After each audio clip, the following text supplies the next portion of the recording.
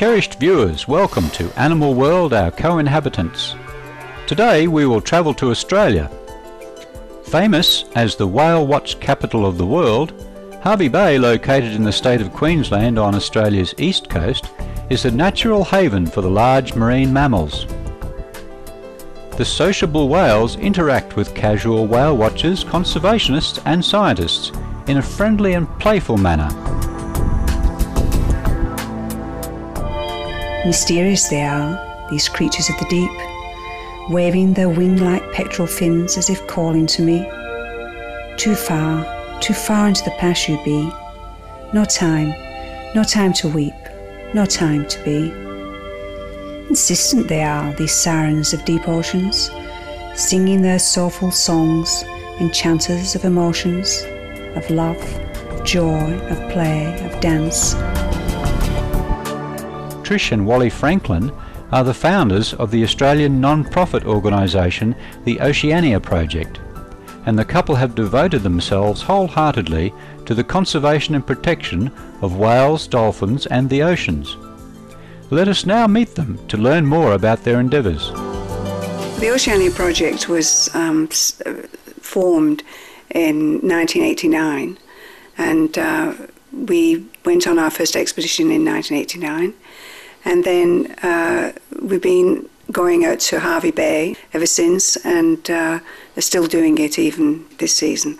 Our major project has been the long-term study of the humpbacks in Hervey Bay, which is ongoing. The number of eastern Australian humpback whales found off the eastern coast of Australia was only about 100 in 1962 due to extensive hunting. Today, thanks to stringent protection measures, there are approximately 4,000 individuals that stay in these waters during certain parts of the year. The other project we've been working on recently is telling the stories and translating them into short films and putting them on DVDs, and also recording the songs of the humpbacks. It's taken 2 years of production work to actually get 5 years of song and put it onto a CD. And what inspired you to create this project? Trish and I became interested in whales and dolphins in the mid-70s, when there was a very large push to introduce the moratorium on commercial whaling. As soon as we became interested and began reading about them, we realised that whales and dolphins were very special creatures. Whales and dolphins are the product of 50 million years of evolution. They exist in all oceans of the world. There's some 80-odd species of whales and dolphins, and they were evolved to their present form between 12 and 23 million years ago. And they are complex mammals like ourselves. They're oceanic mammals, and we're terrestrial mammals. They have large brains, they have complex societies, they have complex language. In many ways, we realise these creatures were the peoples of the sea and we're the peoples of the land. Through diligent efforts, the Franklins have managed to document the life histories of nearly 600 individual humpback whales, many of whom they have come to know extremely well as they migrate annually up the east coast of Australia. The couple also gives names to the individual whales they track. We take it upon ourselves to name the whales. As Trish said earlier, the whales don't know that. But Trish involves the people who come out and join us in that process at times. We try and use names that help us remember the individuals. But I remember one very special occasion. We had these two whales who came to the ship. It turned out to be a male and a female, and they were doing this wonderful dance around the ship. And Trish was standing at the side of the ship watching these whales as I was filming them, and she thought to herself, this couple should be called Bonnie and Clyde. And I walked down to the stern of the vessel, and I just called out, what do you think, we should think about some names for these whales? And a woman shouted out, what about Bonnie and Clyde? And I thought, I can't believe this. Thought transfers, or did the whales want to be called Bonnie and Clyde? Floppy is another special whale the Franklins have encountered. It's interesting to reinforce what Trish is saying, that she set out with a perspective of getting to know the whales as individuals, and that's one of the great joys of each year when we return to Hervey Bay. There's a whale that we met as a newborn calf in 1996, and he was named Floppy. Trish named him Floppy because he had this square, strange dorsal and it flopped over, and it was very distinctive.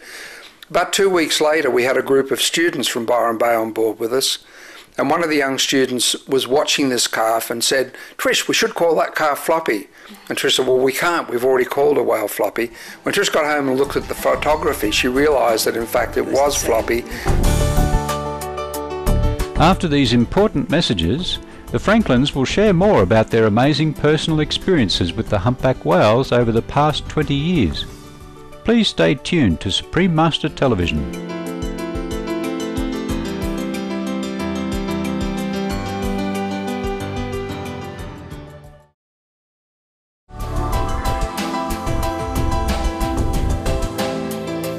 Welcome back to Animal World, Our Co-Inhabitants.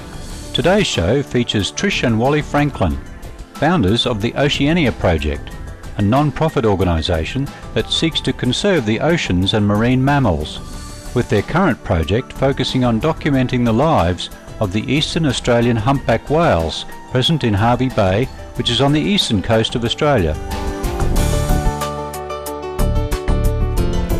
Each year during the winter, the humpback whales migrate from Antarctica to the warm tropical waters for calving. They arrive in Hervey Bay in late July and remain there for almost 4 months, after which they begin their journey back south. So the movement through Hervey Bay is really rich in experience for humans watching them, and rich for the whales, because the whales have this very safe bay. You've got mothers coming into Hervey Bay, and their calves normally are around about 2 months of age, because the biggest birthing month is in August. So by the time they get down from the lagoon and have taken the little calves through that very delicate stage, the calves are a bit more robust. Mothers can sometimes spend up to 3 weeks with their calf and interact, or choose not to interact and spend a lot of time with their calf. So I think there was about 7 mothers and 7 calves in one group last year, which was phenomenal. They were all around the ship, and it was just crack of dawn. We hadn't even up anchored. The calves obviously learning, because calves can communicate to the mothers and mothers to the calves. So you're getting this whole socialising aspect of mothers with calves. Amiable, playful and inquisitive, some of the splendid humpback whales like to interact with humans. That whale, Hodder, we saw her last year as a 6-year-old. She's got all the energy of a mother. She's got a strong presence, an amazing whale. And she came to one of the whale watch boats last year that had windows underwater and stuck her eye right up against it. And they filmed it, and because the whale watch operators in Hervey Bay we know this whale so well, they sent us the film of Hodder's eye staring through the thing.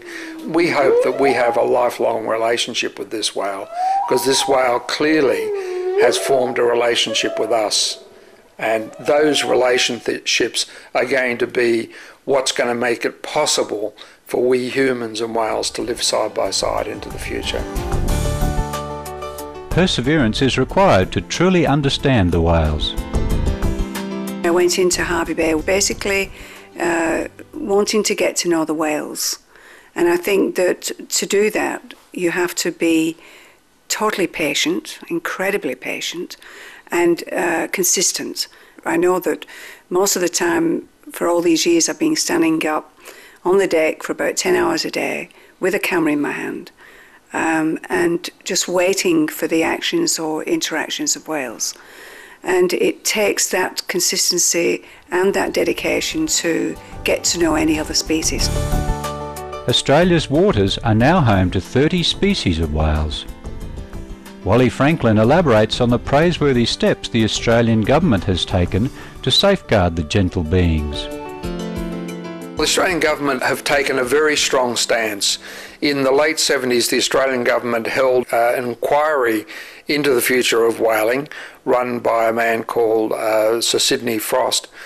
And the report was known as the Frost Report.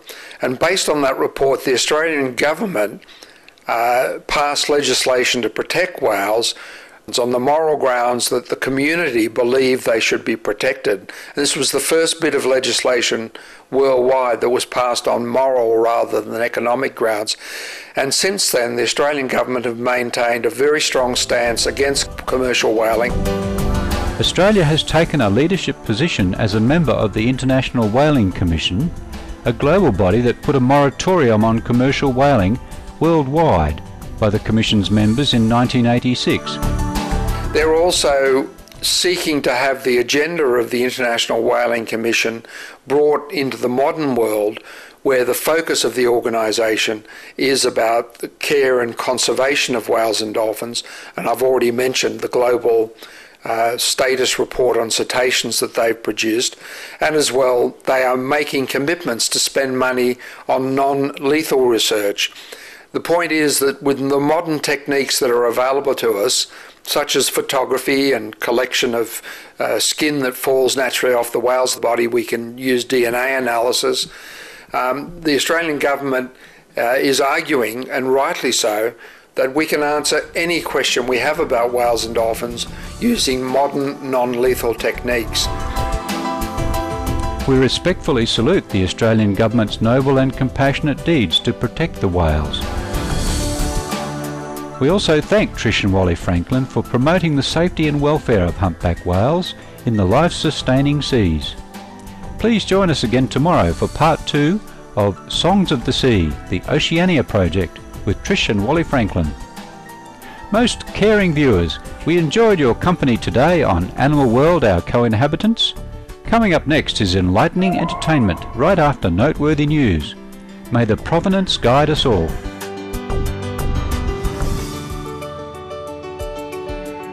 For more details, please visit www.suprememastertv.com/AW.